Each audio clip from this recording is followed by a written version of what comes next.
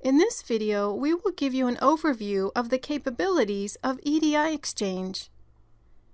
EDI Exchange is an EDI preprocessor that keeps track of your trading partner relationships, receives and sends EDI files, checks EDI files for HIPAA compliance in and outbound,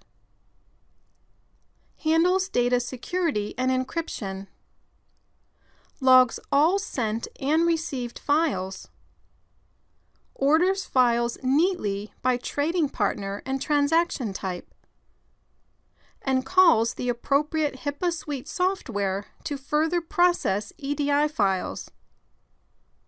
EDI Exchange is a module that works with all HIPAAsuite products. It is not a standalone product and is always embedded in the host product. Here in this video, we will demonstrate it on the HIPAA Claim Master. The HIPAA Claim Master is the true master of 837 EDI files, and together with EDI Exchange, it is an unbeatable tool regarding price and versatility. With trading partners, you either receive or send out EDI files. There are rules and agreements that might differ from one trading partner to the other. Those people and organizations need to be set up and stored in the database. For this purpose, we have here information on the trading partner. This is a test record. However, we can see name, the EDI Exchange method. In this case, we chose FTP. We also see here an email address of someone from the trading partner side to receive emails on process results, for example, compliance checks. Often in the beginning of establishing trading partner relationships, it's important that your trading partners receive process results and feedback immediately. Let's go through the 5 tabs that store very detailed information. In the first tab is General Information with EDI identifiers. We can see here the version of EDI, either 4010 or 5010, that the trading partner supports. Then we see the ISA identifier, which is very important for the structure for EDI files, and it uniquely identifies this trading partner. Here in the first line of an EDI file, the so-called ISA segment, the sender or receiver is identified, and here we add these unique identifiers. In the Options tab, we see that this trading partner wants an EDI acknowledgement file, a 997 or 999, depending on the version. Whether they also want an email with the process results, using the email address above, and whether they want a 277U or 277CA for 837 claims. This is a claim acknowledgement, or the unsolicited claim status response, informing the sender, on an individual claim level, that the claims have been received. We also have a compliance check module in EDI Exchange that we will come back to later. However, we can reject files that have compliance errors, which enforces strict compliance. For some people, when we create files, they request to have each file on its own transaction set, or STSE loop. The next tab is Remote FTP. EDI Exchange has full FTP or File Transfer Protocol capabilities. FTP is one of the oldest Internet protocols and has many different flavors. Here we see traditional FTP, which is not very safe, and also secure FTP, also known as FTPS, in 2 dialects, with explicit and implicit modes supported. Increasingly popular is SFTP, also known as Secure Shell FTP. Here, over a secure shell, a protocol will be negotiated and all transports are encrypted. We can even use private key authentication and PGP encryption. In this tab, we can see the contact information on the trading partner.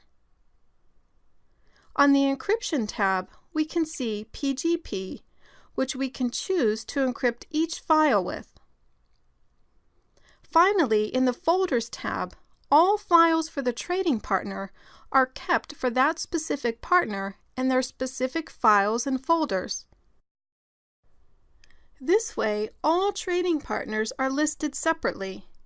Their space is separated, and you won't have any overlap or chaos within thousands of EDI files. In EDI Exchange, there is a built-in FTP client, and if you want to connect to a trading partner to download files manually, these files would normally be filled in here. However, as we used a dummy trading partner, we receive an error message. SEF files. We can check EDI files for compliance. For this we use SEF or Standard Exchange Format files, which codify the rules of EDI and make sure that an incoming file is HIPAA compliant or EDI compliant, and that we don't receive garbage into our database. For 837s, we have SEF file for each claim type: professional, institutional, and dental, as well as for the claim acknowledgement transactions, 997 and 999, we have the appropriate SEF file. In EDI Exchange Setup screen, here we define where all of our EDI files are stored. We create a root directory and the program creates its nested substructure. EDI Exchange can notify your operators of new, incoming files, and more importantly, of problems that might arise. The email server setup is here. Often, HIPAAsuite products run on a scheduler in the background that makes a reliable notification system necessary.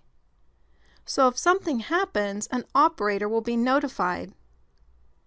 Outgoing files can be validated, and we can even hold individual claim records, in this case, from going out. On incoming files, we can set rejection options. For example, do we allow a few warnings, or do we reject files outright? Here's where we can set it. Also, if our download process, for example, finds other EDI file types, not 837 files, as here in the Claim Master, but 834 files, for example, we can choose to either leave the file for the other application, or we call the individual HIPAAsuite product that will then take care of this file immediately in a different thread. In the EDI auto process, we can decide what we want to do with an EDI file after checking. Here we can set that every trading partner whose exchange method is FTP will be checked for new files. After getting the files with FTP and compliance check, we can choose to import the data into our database, print them to paper, we can select the printer to route to, or we can create an image file. All of this can be set in the Auto Process screen. Finally, with encryption, PGP, Pretty Good Privacy, is since the early 90s one of the most used and trusted encryption methods. It's a private public key infrastructure, meaning there is a public key you distribute to your trading partners, and a private key with a password that you keep and which allows you to decrypt files. Here you can see that we support GNU-PG, or GPG, which is an open source and free version of PGP. And we also support Symantec's PGP Desktop, as Symantec's products integrate well with our HIPAAsuite products. If you use SFTP with private key authentication, we can store here the private key file and passphrase for the private key file so that we can decrypt any messages. Finally, in order to keep track of all of your traffic, in and outgoing, EDI Exchange has a database log of any files that were received. Also, for every sent file, there is a log that shows all files sent out to trading partners, as well as an abbreviated version of the content. This concludes this video tutorial of the capabilities of EDI Exchange.